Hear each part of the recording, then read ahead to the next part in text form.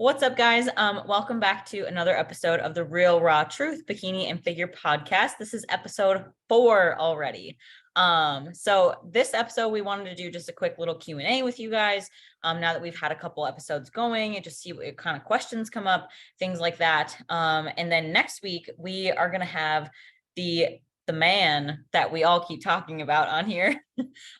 Jason Theobald is going to be on next week and chat with us about a lot of stuff relating to bodybuilding, functional health, and how like kind of all of our issues came about. But yeah, I guess before we get started, we have to catch up with each other. Like we weren't, the last 15 minutes of before we hopped on recording. But how's your guys' week going so far? Sammy, go ahead. Oh, first, okay. So last weekend, actually, I went swimming with the dolphins and it was literally so fun. You guys, if you've never done it, you have to do it. It's such I've an never done it. What? It is so much fun. We did it in Mexico. Yeah. Did you like actually get to swim with them and, do like tricks and kiss them and all this? Yep. Because in Mexico, they'll let you do more because it's not the USA. What? Okay. I need to go to Mexico. This is like my fourth time in with them. It was too fast. Okay. I need to do that. But yeah, so that was that. And then this week I'm just getting ready to go this weekend for another competition for a lot of girls that are competing. Nice. How many do you have? I have 3. I was supposed to have 5, but 2 of them dropped out and then we're gonna do different shows. So got 3 now. Nice. Exciting. That's awesome. I know. I have my first wellness girl. I'm so excited. Oh, I can't I've seen her. Yeah. She looks so good, you guys. She looks good, dude. Yeah. Sweet. All right, Jane, what's your week been like? You know what? The past week has been pretty chill. You guys know this, podcast listeners, I transitioned from a 20-year career in retail in February to coaching full time. I've been in the coaching space for about 7 years, but my business is ramping up. And it's ramping up fast and it's exciting. But I actually this morning, I was kind of just looking at like what I call my ideal week and seeing, every time you add something to your schedule, you got to take something away. And so I've got some big things in the books and kind of just reprioritizing where I need to be. And I know that's in the one-on-one coaching space. So I'm trying to not take on too much outside of that and just really give my all to coaching. So that's where I've been. No dolphin swimming, but at least I'm in a great space with business. Feels good. Awesome. Well, good. Yeah, you've been killing it, dude. Like all of your stuff and just being consistent and everything. Like it's how you do it. Once you put your all into coaching and stuff, like or anything, it's gonna pay off. It just takes that time and consistency, just like bodybuilding, right? That's right. Kayla, what about you? How's the past week been? My past week's been like pretty good. I've had quite a few consults this week. I'm getting a lot more like lab consults actually. So just like my one-time lab consults, which is fine because I love like going through like GI maps and just Dutch tests and stuff like that, just kind of helping people. And then sometimes I'll kind of sign people on as a client, but a lot of times I'm also getting other coaches that need help with like reading lab work and things like that. So that's been kind of fun. Of course, I like to have a little bit more consistency with like all that kind of stuff. So it's nicer to plan things out financially. And then this last weekend, like pretty much every weekend, I guess I've been going to like see my dad back down in the cities because he's, for those of you who don't know, like my dad got diagnosed with terminal brain cancer like a month ago. So we finally got him moved now from like the hospital into like a nursing facility and hospice care.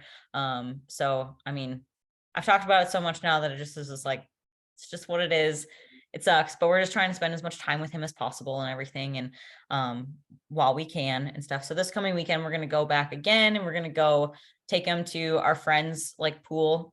Because he's always like, we always did that when we were kids growing up and he loves it out there. So we're going to take him there and just have a little grill out. And it's my sister's birthday. So I'm like, I'll get a cake kind of thing and stuff like that. And he'll just have some fun that way. So that's been a lot of my focus lately is just like family and business and just trying to stay and prep, of course. Prep is just, that's my thing keeping me sane.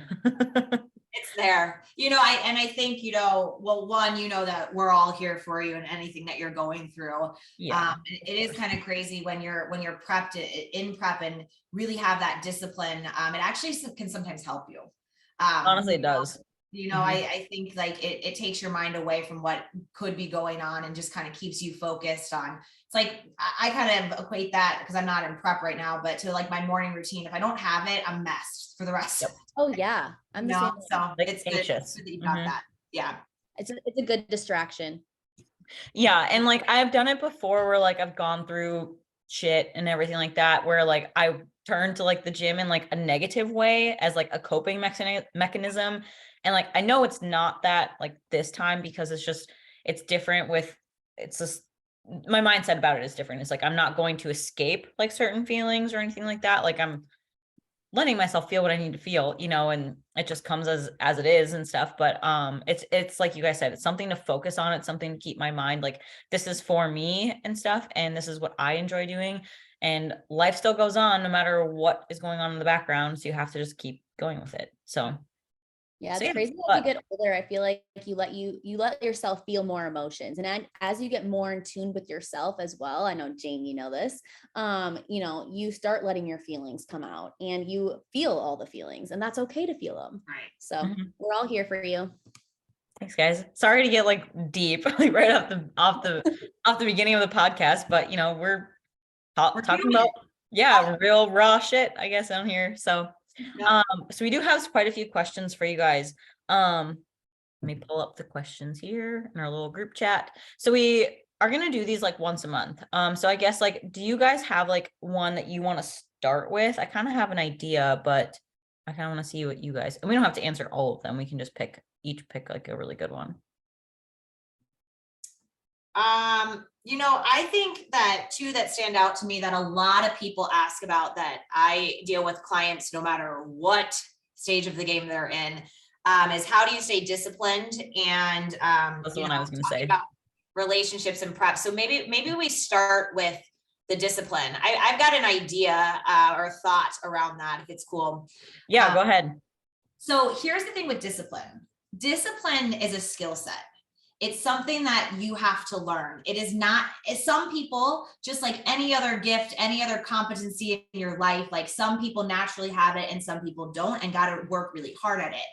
And so I really started to look at discipline a little bit differently. I am disciplined. I've always been disciplined, and no matter what I do, I've had like 10 jobs since I was 10, I don't know much except discipline. And I think when I started prep years ago and, was constantly going through the routine of it, it came very easy to me because it did create structure and I liked that structure and that organization. But, when you think of discipline, it's not naturally just ingrained in everyone.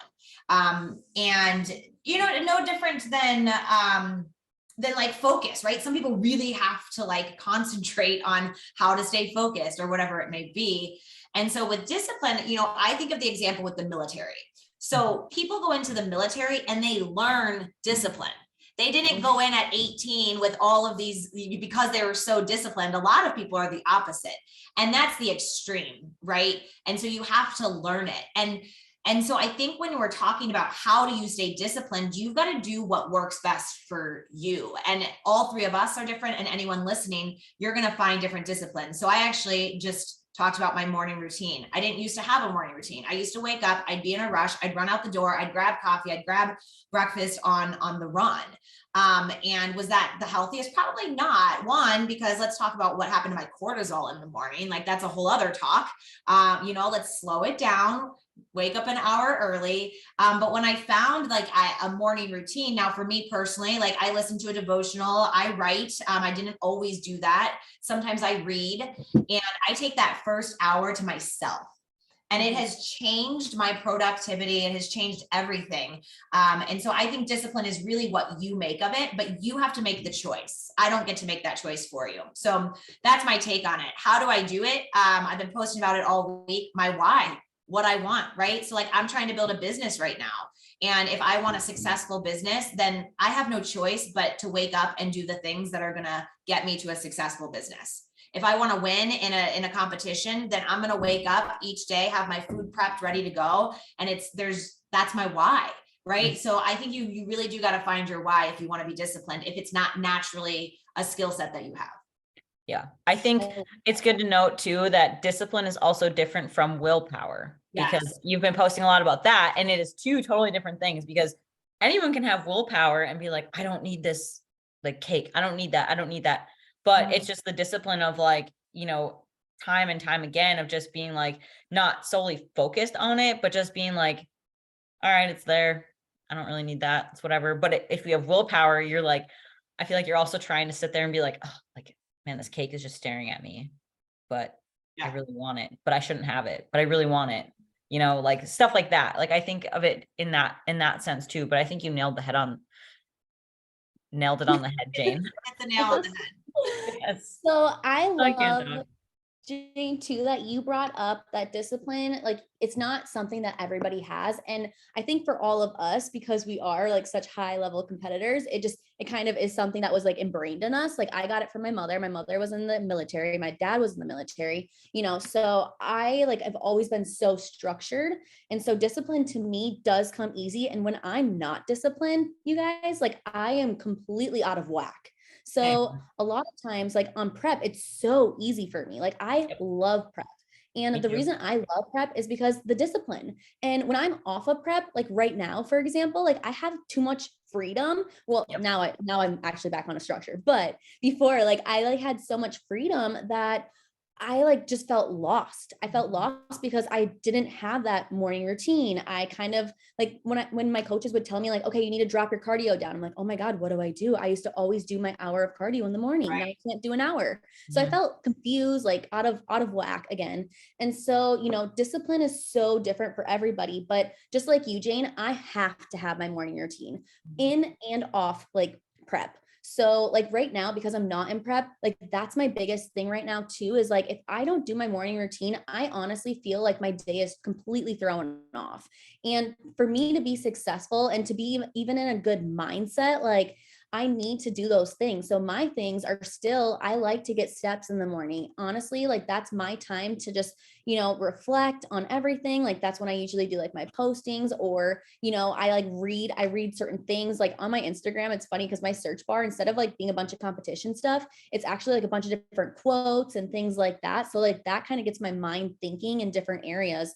And then after my cardio, I come up and I either like I read my devotional Bible, and then I also journal or I read. So, and I take that hour to myself as well, just like Jane does. And so I feel like that's crucial, and like that's usually what I tell my clients in the beginning, because any new client who is starting a new program is they don't know where to start. So I tell them to come up with, okay, let's come up with like 3 to 4 things that you're going to do every single morning. 3 is probably a better, more realistic goal. So 3 things that you're going to do every single morning. So like, what time are you going to wake up? Let's wake up at the same time every single day. Don't press snooze, wake up.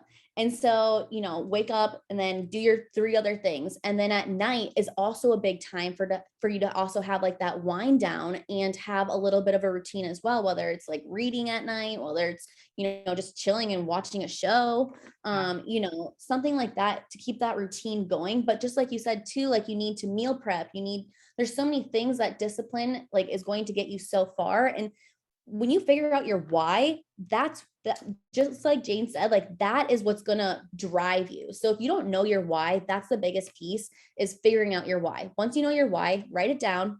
And it's actually, studies say that when you write something down and you see it every day, it actually gets ingrained in your head. So I actually I write stuff everywhere. So I'm like a big advocate on that. Yep. I have like Post-it notes up everywhere too, like in my bathroom, like in the cupboard, like stuff like that. Just little reminders and things, of like things that I want to accomplish and stuff. And, I think it goes to show like there's just certain different types of people like who are very, very ambitious and like don't like to settle for things. And those people are going to be the ones that are most disciplined. It's just, there's a certain standard that they hold themselves up to a high standard. They're very like type A type people. This is like most of the time. So just like things to keep in mind for everybody. And it doesn't come overnight. It takes a long time to develop. And if you like also like think your why might be like, I really want to compete someday, but you're still struggling with all this, like either get a coach or really dig deep into like actually like why you want to do it. Because if you're doing it for like clout or other things, it's not going to follow through. No, never. You need to have a sole purpose on like why you want to compete, because I have a lot of, potential clients who want to compete as well. And it's really hard because they can't even follow their diet. They don't have like the discipline yet. And it's like, well, we need to have a different why to begin with. And then we can have that why as being competing, so maybe the first thing would be, let's stay disciplined for 2 weeks. Honestly, it takes 21 days to build a habit. So if you can follow those 3 morning routines and 3 nightly routines for 21 days, I guarantee you're going to be feeling so much better. And then you're going to already be in that, that habit and consistency that you're not going to want to stop. Yep. That's awesome. All right. So moving along here. Okay. My next 2, you guys tell me, but I like relationships in prep because this is really important because it does affect your relationships. And then the other one is, how long after completing a deficit should you go into another deficit for fat loss? Also very important to address. So I think that we should take an entire episode and cover relationships. Okay, fair. All right. So we're going to do that. We'll pause on that because otherwise we're going to talk for 20 minutes on it. Yes. All right, let's talk about you've just come out of a deficit. How long do you need to go into like a push or growth phase? My favorite answer, it depends. It's true. Always, it depends, guys. So it depends on how long were you in this fat loss phase? How much weight did you lose? How much weight do you still need to lose? Kind of thing. Like I know with some clients that I've had where we've had to like, I know that we have to do multiple dieting phases to get them lean enough to compete. We have to start this like a year in advance because we have to, along the way, I'm doing lab work, before and after, making sure that they're healthy, making sure that we get their food back up. So this can end up being like a very lengthy process. And a lot of it just depends on biofeedback, honestly, and like how fast someone's body responds. Like some people are faster, some people are not. I've had a girl that we've had to like kind of take our time with something like this because she just gets really stressed out and just like her body just won't respond. And then we're like, hey, we got to pull back a little bit. So it's just like a little like inching forward and then pull back, inching forward and then pull back. So it really depends. But I'd say just like ballpark, I'd say at least 6 months. I was going to say the same thing. So here's the thing that, as coaches, because we're all 3 coaches and we have different tools, right? Like we've got all these tools in the toolbox to use depending, like Kayla said, on what is going on with your individual progress. And so, I'm thinking, Kayla, something you said, like we use diet breaks, right? Like if I've got to pull somebody out of a deficit for, it might be 10 days, but that's not a growth phase, right? That is a tool that I can use to calm, the stress down in your body, to calm inflammation down, to modulate cortisol. And that's a tool that I might use. But if we're talking about like, hey, you just dropped a significant amount of weight and your calories were really low for a few months on end, or coming out of a prep, yeah, we've got months of work on the other end. It doesn't mean that you have to gain a ton of body fat though. I think that that's what the art of coaching is like our goal is also probably what your goal is, right? Like I want you in the best health internally and externally, which that's your physique. I get it. Like we're all bodybuilders. We're trying to do the same thing here. But kind of finding that balance. And so I do think, all 3 of us actually have been, in an off season for years at this point. Does it have to be that way? No. But it just depends on what's going on with you. But I would say like, if you're in a cycle of competing and you're in a healthy place, give yourself that 6 months though, for sure. So it depends. Like, just like Kayla said, it does depend. So for example, my wellness girl right now. So we went through multiple cuts. So we did multiple deficits and then we did multiple like little growth phases, I guess you can say, but I wouldn't even necessarily say it was like a growth phase. It was more of like, we were trying to body recomp her. So what I did is rule of thumb, because she was healthy, she was completely healthy. We would do like 6 to 8 weeks in a deficit, and then we would do 6 to 8 weeks, sometimes even longer, in a surplus. Yeah. And then we would do it again. And so honestly, with her, we did like a cycle, and it was really cool to see her body transform. But again, she was honestly very healthy, and her body was responding to both things that we were doing. Now, for example, me. So I have been in a deficit over and over again, competing, and my health just kind of tanked. And so here we are. I tried doing a cut, trying to prep this year, and my body was not responding. Guess what? So I took a year and a half off before that. So then I thought I was ready. I thought my body should be ready for a deficit. And so here we are, I'm trying to do a deficit. I was doing it for at least 8 to 10 weeks, and my body was kind of recomping, but not really. And I just knew something wasn't right. I was getting like all the symptoms that I was getting before, back when I had like my adrenals were messed up. Everything was just not feeling right. So at that time, I'm like, okay, I can't do this anymore. So I'm back in a surplus, and, now I'm kind of doing something different because I had weight loss resistance going on, but, I'm going to be back in a surplus again, and I'm going to stay there for a while before I even do a deficit. And at that point, you can try to do a little bit of a deficit, and see if your body responds. And if it doesn't, then that's when you got to keep staying in that surplus for a little bit, even a little bit longer. So, and it's okay to take an off season and a longer off season. Look at all three of us. Like, we all are doing it correctly because we are, we care about our health, and we want longevity in the sport. So don't think that you should be competing endlessly, because if you are, you're literally just going to run your body to the ground. I mean, we all can say that we kind of did that. Yeah, we learned from experience. And that also doesn't mean that you have to take off like 2 to 3 years between every season. If your body's healthy and you keep it healthy, you can keep competing.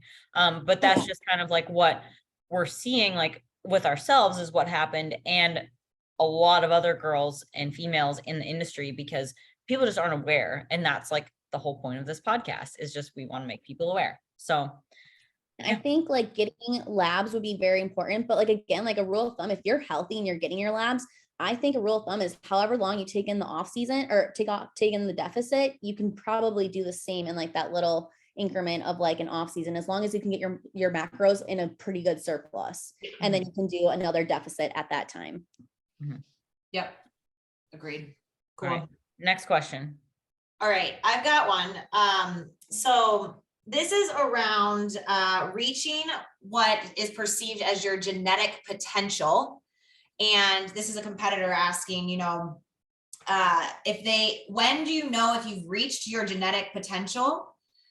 So somebody competing naturally, and if they should go to PEDs.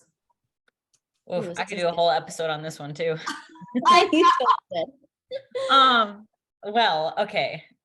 I have very strong opinions. There's a lot of way to answer that, but Kayla, go for it. Yes, I have very strong opinions on this one, because like forever, like I was natural and I was like, never gonna do that. That's so bad, like all this kind of stuff. And then I like actually learned about it, and I was like, oh, like it's not just like this umbrella term of like steroids or anything like that. It's once you start to get more knowledge on it, you kind of change your mindset. And I think first thing is you have to look at is being realistic with yourself about your level of competition that you are at naturally, and what it's going to take for you to get to like your goal. Like if your goal is like to get a pro card, but you're like been competing for 5+ years and you're getting older,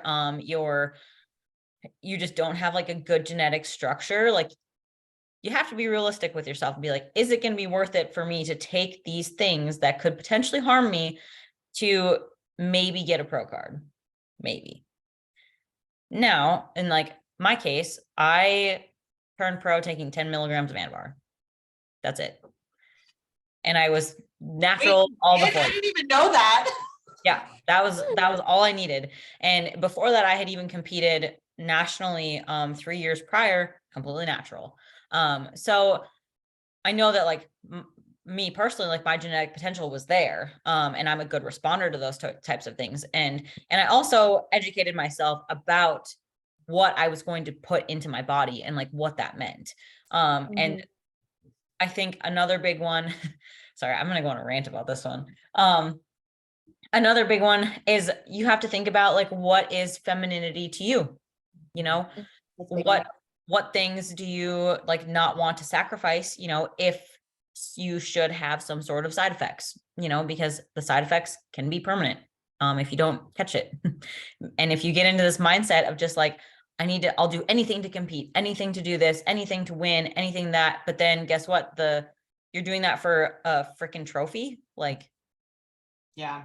really? Like, does that really make sense? You know, that's kind of, I guess, like I said, I could do a whole episode on this, which I think we probably should go over in a whole episode, but that's just like my little 2 cents. I think the other thing, in thinking about this question is that, what have you really done everything to reach your true genetic potential, right? Like we all have stories of preps and coaches or not coaches doing it on our own, where maybe we thought we reached our genetic potential and didn't, so I do think your strategies, like you got to look at like, okay, what coaches have you used? Are they educated on both sides? Like, I think that that's really important. That's why I love Jason, because he's done both. And he leads competitors through either side safely. So you got to look at kind of like the history here. Like, have you been dieting nonstop, just like we just talked about? Did you ever take an off season? What did that off season look like? How did your body respond? Like, it's not just how your body responds to a caloric deficit in prep, but how does it respond on the other side of things? And then also, like, are you healthy in terms of your labs? Have you optimized every single internal health marker before even exploring the next level? Yeah, I think that's huge, Jane. I was going to touch on that too, because, your genetic potential, you don't know until you actually do the experiment yourself.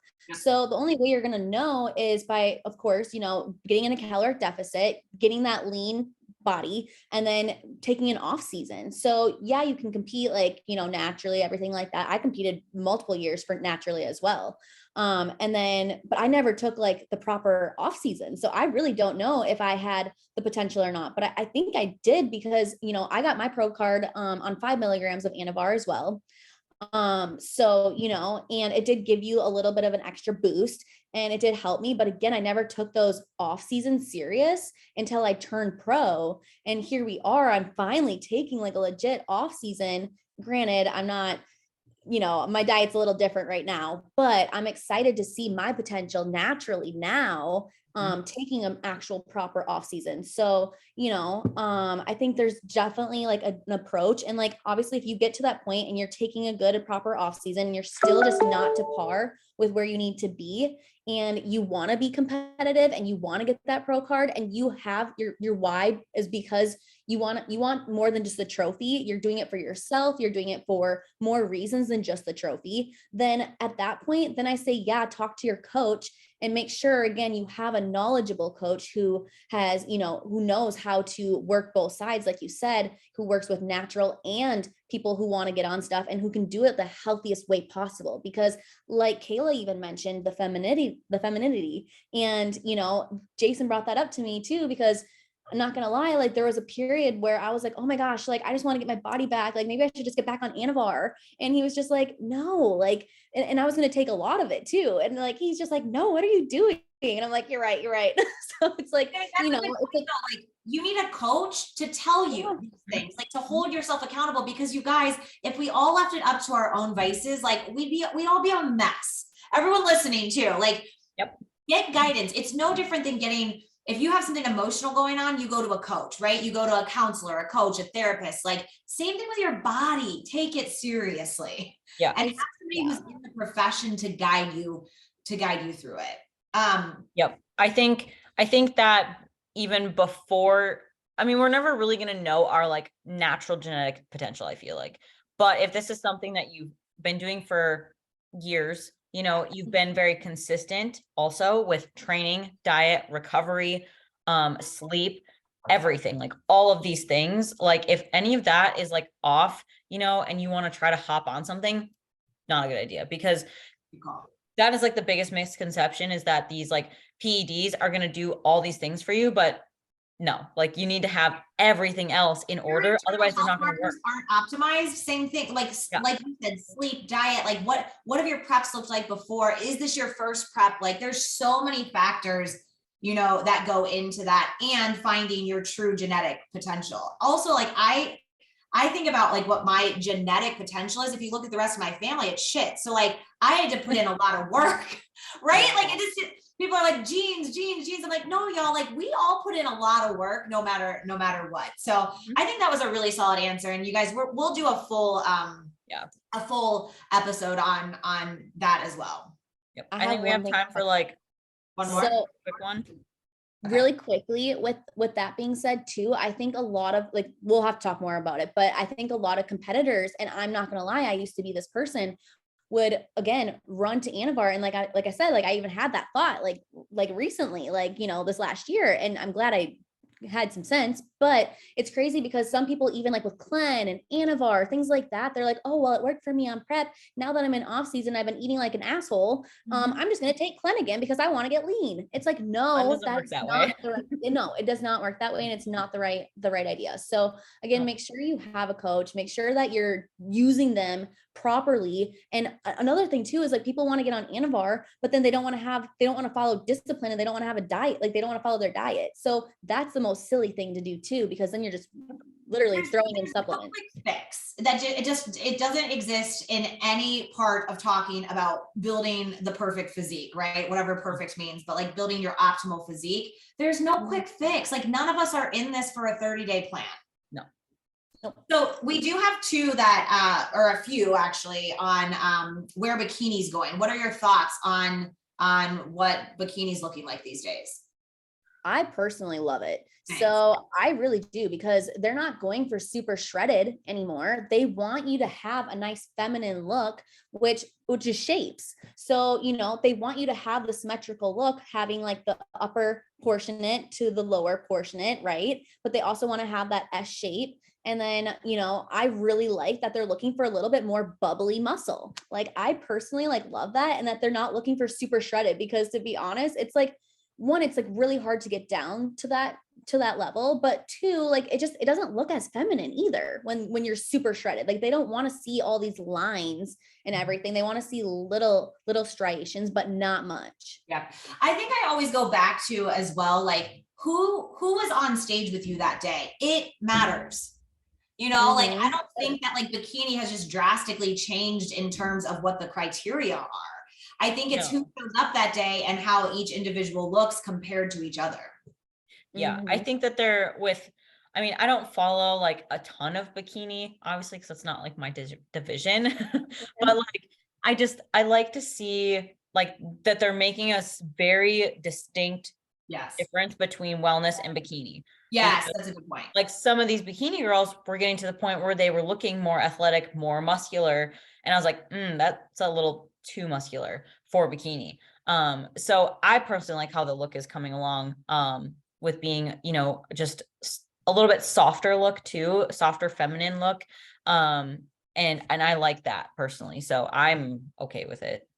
Same. It's actually crazy because I have a lot of competitors who are just like, oh, like, I think I should do wellness. And I'm like, no, you should not. Like, so the new big thing. Have to have, it's so different. You have to have a lot, like, yes, a lot of women are going to hold a lot of more body fat and hold a lot more in their lower half. But again, you guys, that's like body fat usually. So once you get leaner, it's not, then you have no muscle. So at the point, like you have to go through lots of off seasons or just genetically have a lot of muscle in your lower half. So a lot of women think that, you know, that they can do wellness, and it's not that they shouldn't. I'm not saying they shouldn't, but you know, it's also going to take a lot more work to get to that point, because again, like most of our lower halves, like women are supposed to have a bigger lower body, and we just hold more there in our hips. Sammy, so, I would agree with that. And I'm sure this is maybe a controversial statement, but you know, in somebody who's always had a really hard time leaning out my lower body, when wellness became a category, I'm like, oh, I should be wellness. And I'm like, no, hold on. No, I shouldn't, because that means my glutes got to be even bigger, right? Like, because it's body fat, like being in better condition, or right. Like everyone's heard that feedback at some point, like you need to be more conditioned. Like that doesn't mean that you should compete wellness because you're lower, same what you said, because your lower half is bigger. Like you might have to work a little bit harder to get leaner. But I also think you may not fully know until you lean out.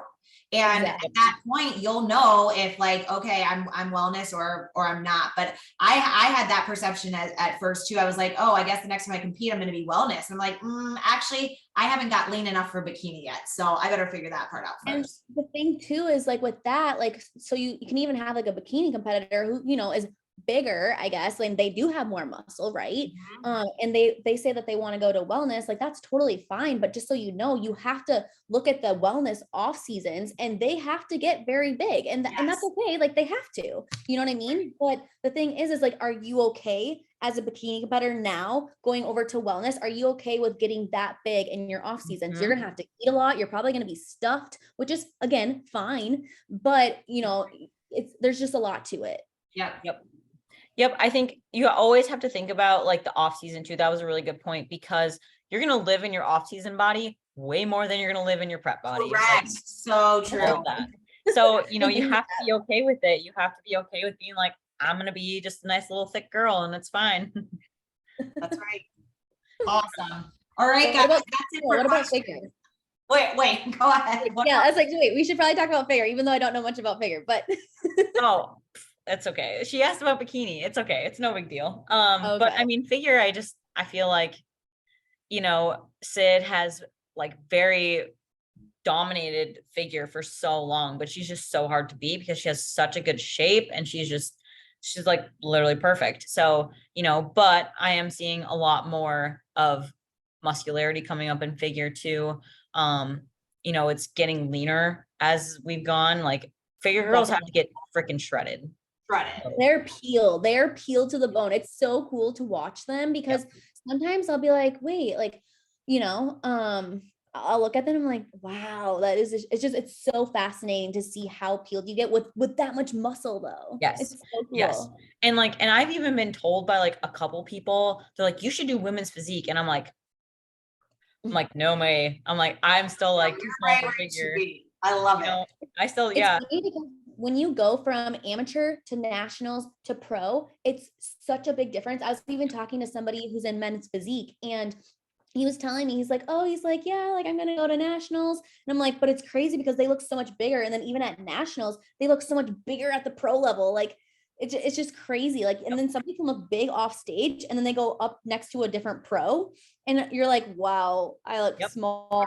Yep. Like, that's why like Instagram can't tell you anything about competitors and stuff. So yeah, but all right. Well, that we didn't get all the questions answered, guys, but that was a good start to it. So we'll keep these in the bank and we will do more of these every month. But we are heading out. So we will see you guys next week with Jason. So have a good day. Bye, y'all.